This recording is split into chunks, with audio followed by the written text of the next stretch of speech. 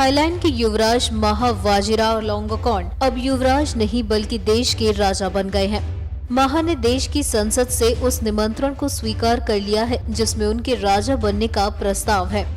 Thailand के राजा Bhumibol अदुल्यादेस की मौत के बाद से ये पद खाली था। 13 अक्टूबर को भूमिबोल के निधन के बाद से राजा की कुर्सी खाली थी।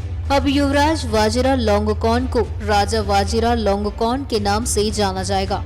चक्री राजवंश के 10वें सम्राट बनने वाले राजा वाजिरालोंगकॉर्न को रामा 10 के नाम से भी जाना जाएगा।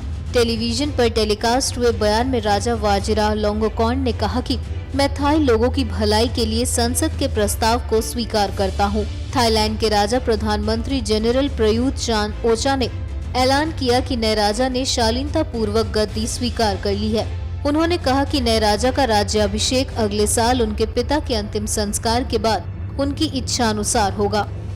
गौरतलब है कि थाईलैंड के पूर्व राजा भूमिबोल अदुल्यादेस दुनिया में सबसे लंबे समय तक शासन करने वाले राजा रहे। उनका निधन 88 साल की उम्र में हुआ था। थाईलैंड में 7 दशकों के राजनीतिक उथल-पुथल के दौरान दिवंगत राजा को एकीकरण करने वाली शक्ति के रूप में देखा जाता था। NMF न्यूज की रिपोर्ट।